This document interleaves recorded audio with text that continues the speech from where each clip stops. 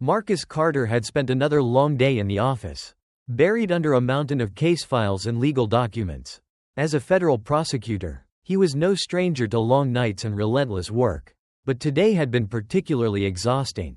He had just closed a high-profile case involving police misconduct, successfully convicting a group of corrupt officers who had abused their power. It was a victory, but Marcus knew that the fight for justice was far from over. As he drove through the dimly lit streets of the city, his mind wandered to his wife, Danielle, and their 2 children. He hadn't been home for dinner in over a week. The pressures of his job were immense, but he had always justified the sacrifices by telling himself that he was fighting for a better future, for his children, for the people who didn't have a voice, and for those who had suffered under a broken system. It was just past midnight when he noticed the flashing red and blue lights in his rearview mirror. A sigh escaped his lips as he pulled over to the side of the road. His hands remained on the steering wheel. His heart beat steady, but he felt the familiar tension settle in his chest. It wasn't the first time he had been stopped by the police for no apparent reason. And he doubted it would be the last. The officer approached his car with a slow, deliberate stride. Marcus could already sense the arrogance in the man's posture before he even spoke. "License and registration," the officer barked. Marcus turned his head and got his first look at the man. He was tall, broad-shouldered, with sharp blue eyes that carried the weight of unchecked authority. His badge read J. Reynolds. "May I ask why I'm being stopped, officer?" Marcus asked, his voice calm and composed. "Because I said so," Reynolds replied. His eyes narrowed. "Now, let's not make this difficult." Marcus knew the drill. He moved slowly, reaching into his glove compartment for his registration and then his wallet for his license. He handed them over, watching as Reynolds barely glanced at them before shoving them into his pocket. "Step out of the vehicle," Reynolds ordered. Marcus tensed. "On what grounds?" he asked. Reynolds' lips curled into a smirk, as if he had been waiting for Marcus to challenge him. "Step out of the vehicle now." Marcus exhaled slowly, unbuckled his seatbelt, and opened the door. The moment he stepped out, Reynolds shoved him roughly against the car. "Hands on the hood," Reynolds commanded. Marcus did as he was told, feeling the cold metal against his palms. Reynolds patted him down aggressively, his hands lingering longer than necessary, as if he was hoping to find something incriminating. "You carrying any weapons, boy?" Reynolds sneered. The word boy sent a wave of anger through Marcus, but he held it in check. He had learned long ago that men like Reynolds thrived on provocation. "I am unarmed," Marcus replied. Reynolds chuckled. "Yeah, I bet you are." Without warning, Reynolds grabbed Marcus's wrist and twisted it behind his back. Pain shot through his shoulder as he was yanked backward. "What the hell are you doing?" Marcus demanded. "Stop resisting," Reynolds shouted, even though Marcus had made no attempt to resist. Before he could respond, Reynolds shoved him to the ground. The rough pavement scraped against Marcus's cheek as he felt a knee press into his back.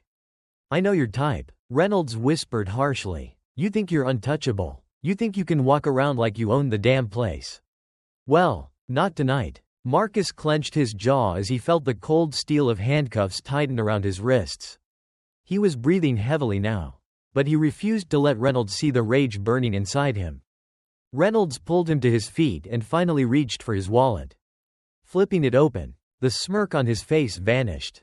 "You're a federal prosecutor?" Reynolds' voice had lost its edge, replaced by something resembling shock. Marcus met his gaze, his dark brown eyes cold and unwavering. "Yes, I am." For the first time that night, Reynolds hesitated. The weight of what he had just done settled on his shoulders. But it was too late. The drive home was silent. Marcus's hands gripped the steering wheel tightly, his knuckles turning white. His heartbeat, which had been racing just moments ago, had steadied, but the fury in his chest remained like smoldering embers waiting to ignite. The humiliation, the rage, the sheer absurdity of the situation. He had spent years working within the system, believing in the power of the law, only to be thrown to the ground like a common criminal. And for what? Because of the color of his skin? Because Jack Reynolds had decided that a black man driving a luxury car at night must have stolen it? By the time Marcus pulled into the driveway of his suburban home, his mind was already made up. He was going to fight back. Danielle was waiting for him at the door, her arms folded across her chest, her face etched with concern. "Marcus, what's wrong?" she asked immediately. He hesitated for a moment before stepping inside. The warmth of their home, the familiar scent of Danielle's lavender candle burning in the corner, should have calmed him, but it didn't. Marcus sank into the couch and exhaled sharply. "I was pulled over tonight." Danielle's eyes widened. "By who?" "A cop named Jack Reynolds." She studied his face, noticing the faint scrape on his cheek, the tension in his jaw. "Marcus," she whispered. "He threw me to the ground." Marcus continued, his voice controlled but seething. "Handcuffed me, called me boy, all because he didn't like the way I looked behind the wheel of my own damn car." Danielle inhaled sharply, anger flashing in her eyes. "Did you tell him who you were?" Marcus laughed bitterly. "Not at first, and when he finally figured it out, he looked like he had seen a damn ghost."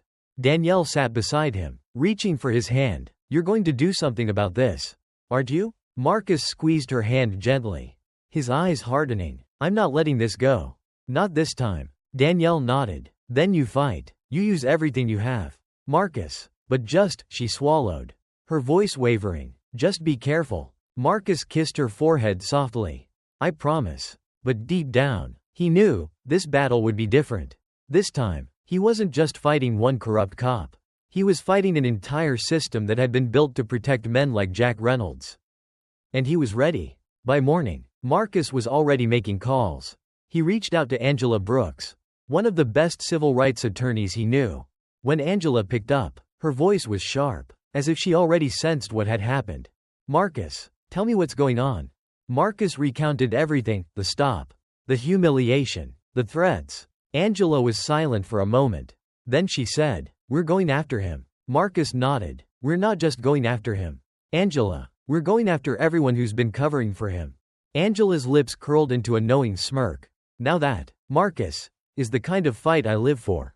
As they began strategizing, Marcus felt a fire burning within him.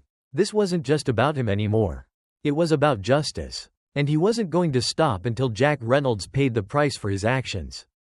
The next morning, Marcus arrived at his office earlier than usual. The events of the previous night had left him restless, his mind working through every possible angle of the case. He had handled countless cases involving police misconduct before, but this time, it was personal. He knew what he was up against. The system wasn't designed to hold men like Jack Reynolds accountable, it was designed to protect them. As he stepped out of his car, he felt the weight of the moment pressing down on him. He was about to take on a fight that could cost him everything, his reputation, his career, even his safety, but he had made his choice. He would rather risk it all than let Jack Reynolds get away with what he had done. Inside the office, he barely had time to set his briefcase down before his assistant, Troy Bennett, walked in with a tense expression. "You've got visitors," Troy said, lowering his voice. "Internal Affairs, and the Chief of Police." Marcus raised an eyebrow. That was fast. He expected pushback, but he hadn't expected them to show up at his office the very next morning. "Send them in," he said, straightening his tie. Troy gave him a wary look before stepping aside to let the two men enter. The first was Captain Donald Harrington, the head of Internal Affairs, a man Marcus had crossed paths with before. The second was Chief Edward Calloway, an old-school cop who had been running the department for over a decade. "Mr. Carter," Chief Calloway said, offering a stiff nod, "I assume you know why we're here." Marcus leaned back in his chair, studying their faces. Harrington looked neutral, but Calloway's expression was one of thinly veiled irritation. "I have a pretty good idea," Marcus replied. "I take it this is about Officer Jack Reynolds?" Calloway folded his arms across his broad chest. "Jack Reynolds is a decorated officer. He's been with the department for over 15 years. He has a spotless record." Marcus scoffed. "That spotless record must have been scrubbed clean. Because I've already started digging. And what I've found so far paints a very different picture." Harrington cleared his throat. "We're not here to argue, Mr. Carter. We're here because we want to handle this internally." Marcus narrowed his eyes. "And by handle it internally, you mean sweep it under the rug?" Calloway's jaw tightened. "You and I both know how this works, Carter. If you go after Reynolds, you're going to make a lot of enemies. He's not just some random patrol cop. He has people in his corner." Marcus stared at him for a long moment before leaning forward. "So do I." Calloway's lips curled into a thin smile, as if he found Marcus's defiance amusing. That may be, but this isn't just about Reynolds. You push this too far, and you're going to have an entire department coming after you. Marcus let out a slow breath, his fingers drumming against his desk. He had expected resistance, but hearing it spoken so plainly was still infuriating. They weren't even trying to hide their intentions. They were telling him, outright, that they would protect Reynolds at any cost. I'm not backing down, Marcus said firmly. Jack Reynolds assaulted me. He used excessive force. He violated my civil rights. And I'm going to make sure he answers for it. Harrington sighed, rubbing his temple as if this was just a headache he wished would go away. Calloway, on the other hand, simply shook his head. You have no idea what you're starting, Calloway said. You think you can fight the system. But the system fights back. Marcus met his gaze, unflinching, then let it. The tension in the room was palpable. Calloway studied him for a moment longer before nodding slightly. Very well, he said, his voice calm but laced with something ominous. We'll see how far you get. With that, he turned and left the office, Harrington following close behind. As soon as the door shut behind them, Marcus exhaled, running a hand over his face. He had expected threats, but something about Calloway's demeanor unsettled him. Troy walked back in, a concerned look on his face. That didn't sound good. Marcus forced a smirk. It wasn't. Troy hesitated before speaking again. You know they're going to come after you, right? Not just legally. They'll try to destroy you. Marcus nodded. I know. Troy sighed, rubbing the back of his neck. So what's next? Marcus straightened his shoulders. We go public. Troy blinked. Are you sure? Once this is out there, there's no turning back. Marcus nodded again, his voice steady. No turning back. Later that day, Marcus sat in his office, watching the sun begin to set outside his window. He had spent the past few hours going through case files, looking for anything that could further expose Jack Reynolds and the corruption surrounding him. His phone buzzed, and he glanced down. It was Angela. You ready for this? She asked as soon as he answered. I was born ready, Marcus replied. Angela chuckled. Good, because once we take this public, things are going to get ugly. Marcus stared out the window, his mind already prepared for the battles ahead. Let them. That evening, Marcus held a press conference, standing before a sea of reporters. Microphones flashing, cameras rolling. He laid it all out. He detailed what had happened to him, the abuse of power, the threats, the corruption he had uncovered. I have spent my entire career fighting for justice, Marcus said, his voice steady, and I refuse to stand by while men like Jack Reynolds abuse the power they were given to protect us.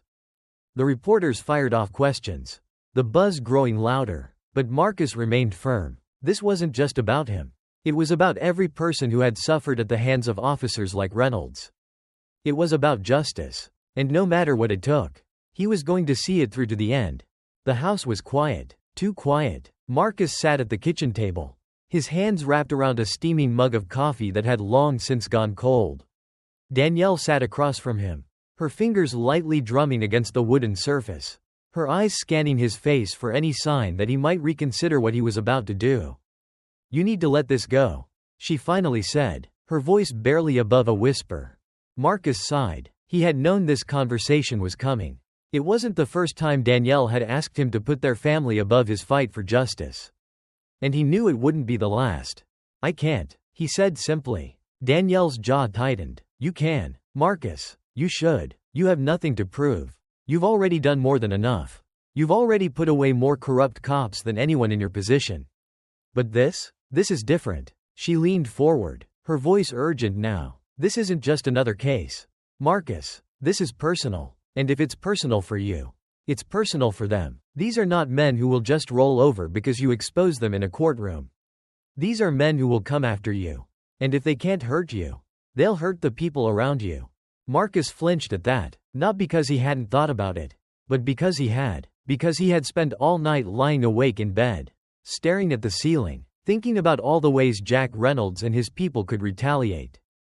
Danielle reached for his hand, squeezing it tightly. I'm scared, Marcus. For you, for me, for the kids. You're fighting for justice. I get that. But what if fighting for justice means putting the people you love in danger? Marcus clenched his jaw, pulling his hand away and running it down his face. You think I don't know that? You think I haven't thought about it 1,000 times? But if I let this go, if I don't fight this, then I'm sending a message that it's okay. That it's okay for cops like Jack Reynolds to throw men like me to the ground and walk away without consequences. And if I do that, Danielle, if I back down now, what happens the next time? What happens when it's our son who gets stopped? What happens when it's him who gets thrown to the ground just because of the color of his skin? Danielle's eyes shimmered with unshed tears. And Marcus felt his heart clench. He hated this. Hated that his fight had to cost them so much. Hated that his wife, the woman he had built a life with, the woman he had promised to protect, had to sit across from him and beg him not to do what he knew in his soul was right.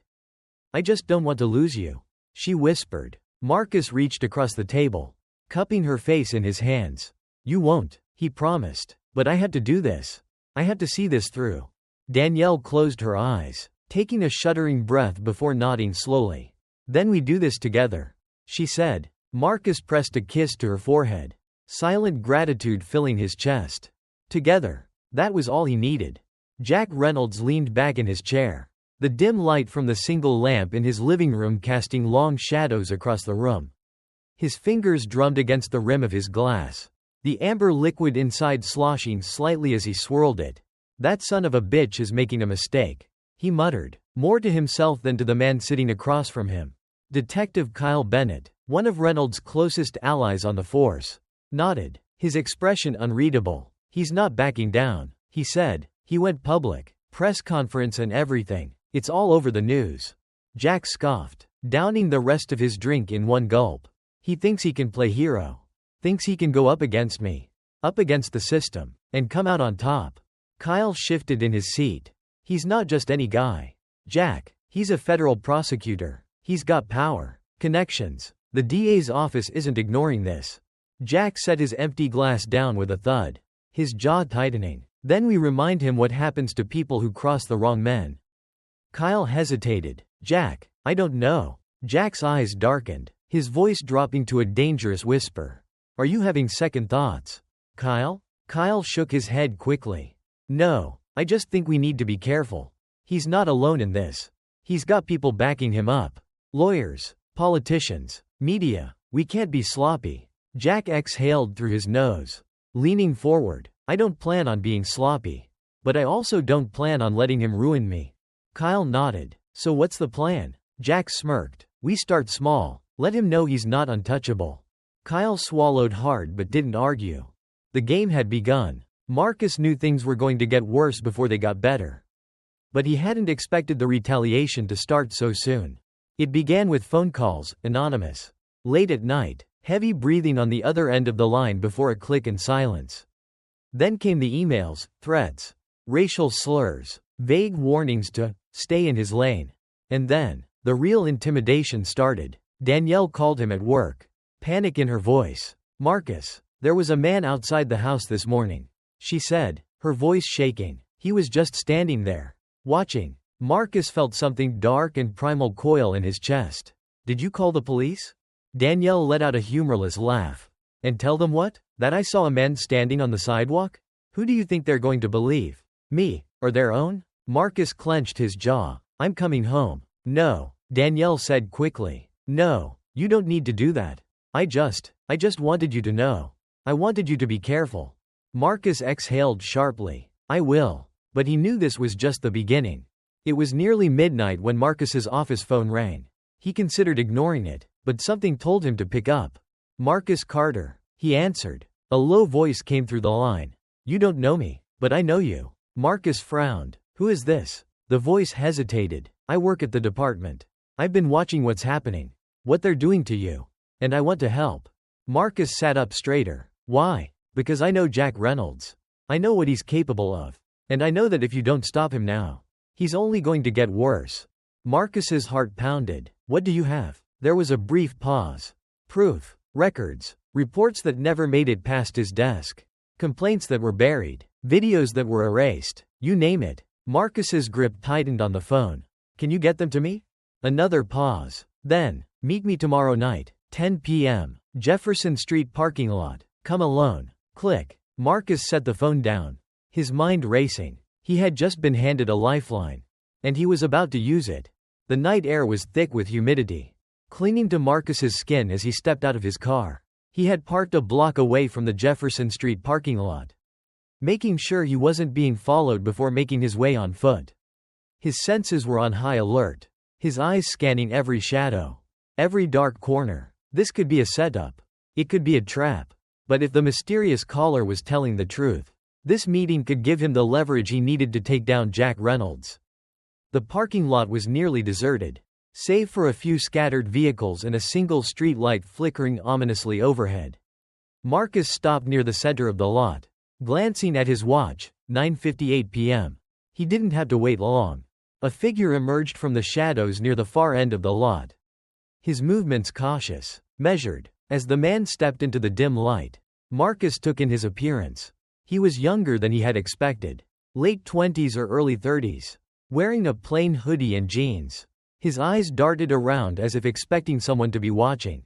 "You Marcus Carter?" the man asked, his voice low. Marcus nodded. "And you are?" The man hesitated before speaking. "Daniel Hughes. I work at the department, or at least I do for now." Marcus raised an eyebrow. "What made you decide to reach out?" Daniel let out a bitter chuckle. "I got into this job thinking I could make a difference, thinking I could actually help people. But you work in that place long enough, and you realize the system isn't broken, it was built this way." He shook his head. "I've seen Jack Reynolds do things that would make you sick. And I've seen how the brass covers for him. Over and over again. When I saw what he did to you, I knew I couldn't keep looking the other way." Marcus studied him carefully. He had heard similar sentiments before, rookie cops who entered the force idealistic, only to have their morals chipped away piece by piece. But Daniel was different. He wasn't just disillusioned, he was angry. And anger, Marcus knew, could be a powerful weapon. "You said you had proof," Marcus said. Daniel glanced around once more before pulling a flash drive from his pocket and handing it over. "This has everything. Internal reports that never saw the light of day. Body cam footage that was erased from the official records. Complaints that were filed and then mysteriously disappeared. All of it." Marcus took the drive, gripping it tightly. "And why should I trust you?" Daniel exhaled. "Because I want the same thing you do. Justice." Marcus studied him for another long moment before nodding. "Then let's get to work." Marcus didn't go home that night. Instead, he drove straight to Angela Brooks's office, his fingers gripping the flash drive as if it held the key to everything.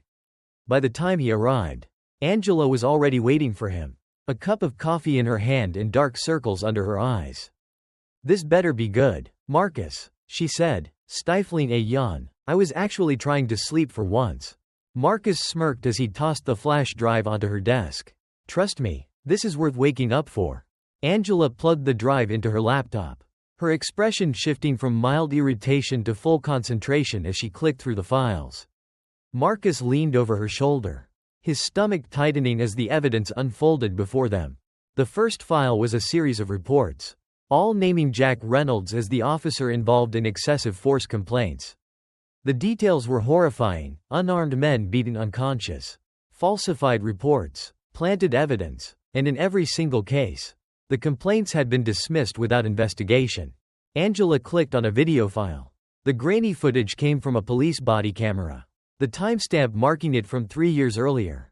The video started in the middle of an arrest, Jack Reynolds standing over a young black man, his baton raised. "You want to act like an animal? I'll treat you like one," Reynolds sneered before bringing the baton down. The sickening crunch that followed made Marcus's stomach churn.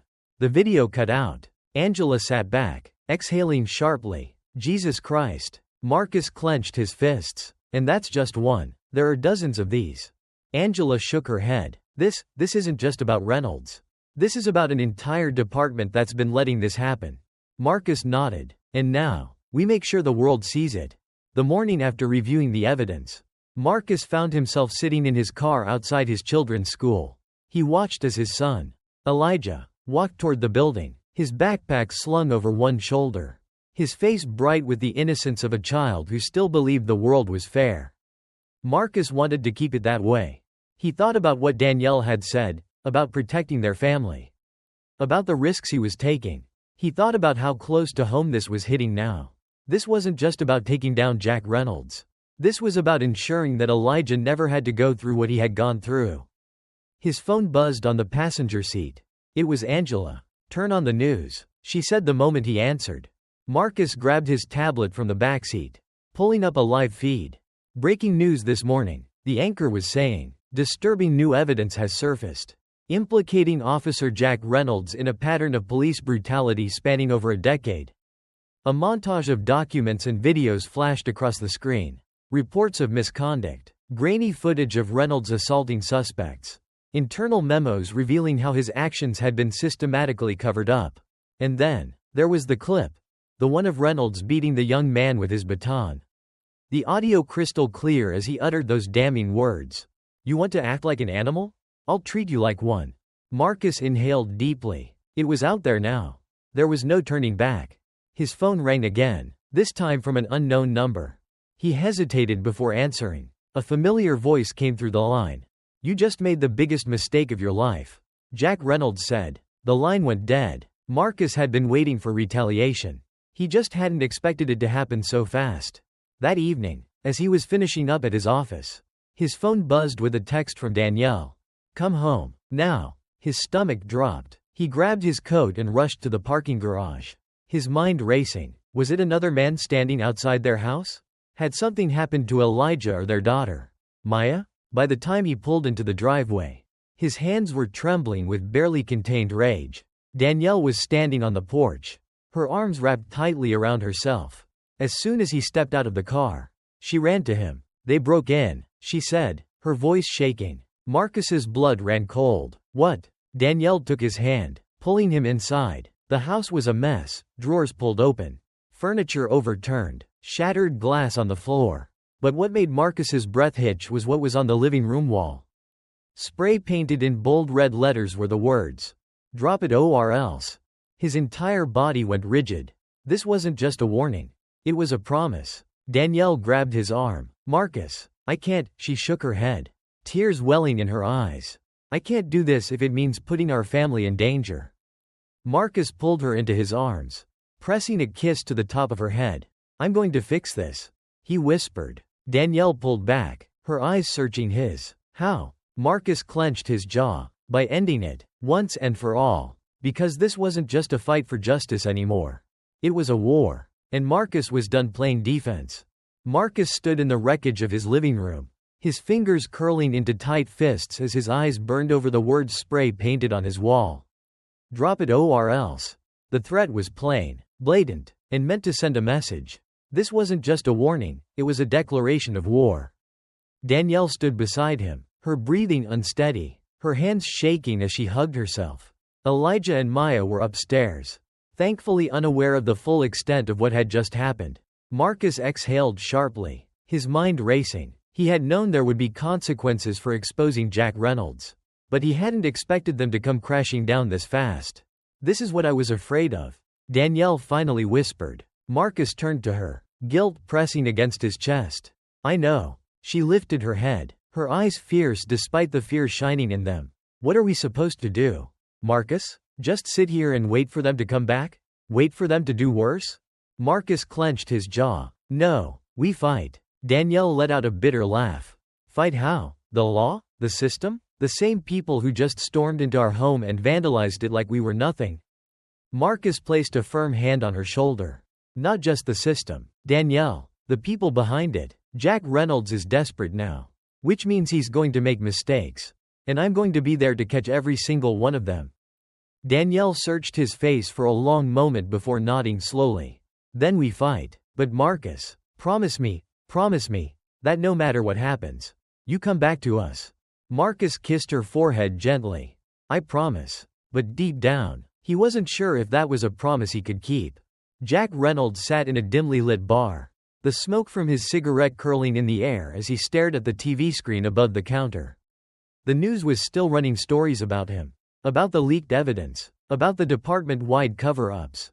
He had expected backlash. What he hadn't expected was the entire city turning against him overnight. People were protesting outside the precinct. Activists were calling for his arrest. His so-called brothers in blue were starting to distance themselves, pretending they hadn't been covering for him for years. The department was in full-blown crisis mode, and Jack was quickly realizing that he wasn't as untouchable as he once thought. A heavy hand clapped onto his shoulder. Jack turned to see Chief Edward Calloway settling onto the bar stool beside him. His face unreadable. "You've really done it this time, Jack," Calloway muttered, signaling for a drink. Jack took a long drag of his cigarette before exhaling slowly. "You're acting like this is my fault." Calloway shot him a sharp look. "It is your fault. I told you to keep your head down. I told you to let it blow over. But you just had to go and send your boys to his house. Didn't you?" Jack tensed. "He's ruining me, Chief. You think I'm supposed to just sit back and let him?" Calloway took a slow sip of his whiskey. "You should have handled it smarter. Now he's not just a prosecutor, he's a martyr. And you're the villain in this story." Jack slammed his glass onto the bar. "So what? You're just gonna throw me to the wolves?" Calloway sighed, rubbing his temple. "I can only protect you for so long, Jack. The mayor's breathing down my neck. The press is circling. And internal affairs? They're already talking about making an example out of you." Jack's blood ran cold. "That's not happening." Calloway met his gaze. "Then you better figure out how to fix this. Fast." Jack sat back, his mind working overtime. If the system wouldn't protect him anymore, he had one option left. Take Marcus Carter out of the picture. Permanently. Marcus knew he couldn't afford to wait for Jack Reynolds to make another move. The break-in had made one thing clear. Jack was running scared. And scared men were dangerous men. Angela Brooks sat across from him in his office, scrolling through the evidence they had gathered. "We've got enough to take this to the Attorney General," she said. "Reynolds isn't just a bad cop, he's a criminal. If we move now, we can make sure he never wears a badge again." Marcus exhaled. "And how long will that take? Weeks? Months?" Angela hesitated. "Longer than we want. The department's still protecting him. The legal process isn't built for speed. Marcus, you know that." Marcus ran a hand over his face. He didn't have months. He didn't even have weeks. Not with Reynolds getting more desperate by the day. Angela studied him carefully. "You're planning something." Marcus met her gaze. "I need to force his hand. I need him to make a move that even the department can't cover up." Angela narrowed her eyes. "And how exactly do you plan to do that?" Marcus's lips curled into a grim smile. "I'm going to bait him out." The plan was simple. Marcus would leak information suggesting that he had even more evidence against Reynolds, something that would destroy him completely. He would set up a meeting in a public location, somewhere isolated enough that Reynolds would take the bait but public enough that Marcus wouldn't be completely vulnerable. The location was an abandoned warehouse near the docks. It was the perfect place, quiet, remote, but still within range for Marcus to control the situation. He made sure the word got out through back channels, knowing it would reach Reynolds within hours. By the time night fell, Marcus was already in place, his heart pounding as he waited in the dimly lit space. He had a recording device hidden in his jacket, a concealed weapon at his side. If Reynolds showed up armed, Marcus needed to be ready. A car engine echoed through the empty streets. Headlights flickered in the distance. Marcus exhaled slowly. Showtime. The car came to a slow stop. The driver's door opened. Jack Reynolds stepped out, his silhouette illuminated by the streetlights. He wasn't alone. Kyle Bennett, one of Reynolds' men, was right beside him. Both of them looked tense, like men who had run out of options. "You've been a real pain in my ass, Carter," Reynolds called out as he walked forward, his hand resting casually on his hip, right where his gun was holstered. Marcus didn't flinch. "And you've been a disgrace to that badge for a long time, Reynolds." Reynolds chuckled, shaking his head. "You really think you're some kind of hero, don't you? Exposing bad cops, bringing down the corrupt system. But let me tell you something, Carter, the system doesn't break, it just buries people like you." Marcus took a step forward. "Then let's see if it buries me before it buries you." Reynolds' face darkened. "You're making a mistake coming here alone." Marcus smirked. "Who said I was alone?" A sudden red dot appeared on Kyle Bennett's chest. Another on Reynolds' shoulder. "Snipers. Positioned. Ready." Reynolds froze. Marcus took another step forward. "The game's over, Jack," he said. And then, all hell broke loose. For a moment, there was nothing but silence. A heavy, suffocating silence that stretched between Marcus and Jack Reynolds like a taut wire ready to snap. The red laser dots danced on their targets, unwavering, a silent warning that any wrong move would be met with deadly precision. Jack's fingers twitched at his side, hovering just above his holster. Kyle Bennett, standing beside him, looked even more nervous, sweat forming on his brow. They had expected a trap, but they hadn't expected Marcus to have backup. "You son of a bitch," Jack muttered, his lips curling into something between a sneer and a smirk. "You really think you've won, don't you?" Marcus didn't respond. He held his ground, knowing that any sudden movement could escalate the situation. His heartbeat was steady, his grip on control absolute. Jack exhaled sharply, shaking his head. "You don't get it, do you, Carter? This isn't about me. You take me down, and another guy takes my place. The system doesn't change. The game doesn't change. All you're doing is making yourself a target." Marcus took a slow step forward, his gaze never wavering. "You sound like a man who's already lost." Jack let out a humorless laugh.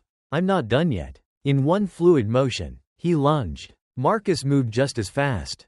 The gunshot echoed through the warehouse like a crack of thunder. But it wasn't Marcus who pulled the trigger. One of the snipers had fired, their bullet tearing through Kyle Bennett's shoulder, sending him sprawling to the ground with a guttural scream. Jack barely flinched. His gun was already drawn, his finger tightening on the trigger. Marcus dropped low, instinct taking over. Another shot rang out, this time from his own weapon. The bullet grazed Jack's arm, but the man didn't go down. Instead, he staggered back, his teeth gritted in rage. "Take the shot," Marcus barked. A second sniper bullet ripped through the night, striking Jack's leg. He crumpled to the ground, his gun clattering away. And just like that, it was over. Jack writhed in pain, his breaths ragged, but he still managed a grin. "This isn't the end," he rasped. Marcus holstered his gun, stepping forward. He crouched down, looking Jack in the eyes. "No, it's just the beginning." The sound of approaching sirens filled the night air. Jack Reynolds was finished. The police swarmed the scene within minutes. Lights flashing, officers pouring out of their vehicles with weapons drawn. By the time they secured the area, Jack Reynolds and Kyle Bennett were both in cuffs, bleeding but alive. Marcus watched as they were hauled into the back of squad cars, their faces pale under the flashing red and blue lights. Angela Brooks arrived moments later, her expression unreadable as she took in the scene. "Jesus, Marcus," she muttered, "you really don't do things the easy way, do you?" Marcus exhaled slowly. "I did what I had to do." Angela studied him for a moment before nodding. "The DA's office just called. They're officially pressing charges against Reynolds. Corruption, assault, attempted murder, the whole damn book." Marcus felt something in his chest loosen. "And Bennett?" "Flipping on Reynolds as we speak," Angela said with a smirk. "Turns out, he's not as loyal as he pretended to be. He's already cutting a deal." Marcus nodded. It was over. The battle he had fought so hard was finally coming to an end. But as he looked at the broken warehouse, the police presence, the blood staining the pavement, he knew there were still scars that wouldn't heal easily. His phone buzzed in his pocket. "Danielle." Marcus answered immediately. "Are you okay?" Her voice was thick with worry. "I'm fine," he said softly. "It's over." Danielle exhaled a breath she must have been holding for hours. "Come home." Marcus closed his eyes. "I'm on my way." The trial of Jack Reynolds became a media spectacle. Every news channel ran segments about his history of brutality, about the corruption in the police department that had protected him for years. The footage Marcus had gathered, the reports, the video evidence, the testimonies from other officers, became the backbone of the prosecution's case. Jack Reynolds sat in court, shackled, his once arrogant demeanor replaced by a cold resignation. He didn't speak, didn't testify in his own defense. He simply sat and listened as the system he had once manipulated turned against him. The jury deliberated for less than 4 hours. Guilty, on all counts. The verdict sent shockwaves through the city. For the first time in a long time, a corrupt cop was actually being held accountable. The department faced scrutiny like never before. Internal Affairs launched deeper investigations, uncovering even more buried cases of misconduct. But for Marcus, the victory felt hollow. As he stood outside the courthouse, staring at the flashing cameras and the reporters hounding him for a statement, he realized something. This wasn't justice. Justice would have meant Reynolds never got away with it in the first place. Justice would have meant the system had worked the way it was supposed to. This was just revenge wrapped in legal procedure. And Marcus wasn't sure if it was enough. The days following the trial were a blur. Marcus took time off work, spending every waking moment with Danielle and the kids. He cooked breakfast, took them to the park, played board games late into the night. For the first time in years, he felt present. One evening, as he and Danielle sat on the porch, watching the sun dip below the horizon, she reached for his hand. "You're not done, are you?" she asked. Marcus sighed, staring out at the fading sky. "I don't think I ever will be." Danielle squeezed his fingers gently. "Then do it right this time. Don't just fight against the system. Change it." Marcus turned to her, really looking at her, and in that moment, he knew she was right. Exposing Jack Reynolds had been one battle, but there were still so many more to fight.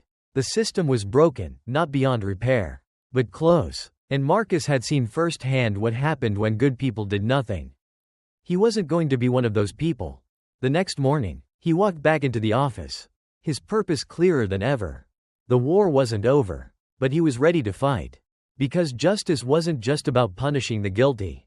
It was about making sure the innocent never suffered again. And Marcus Carter was just getting started.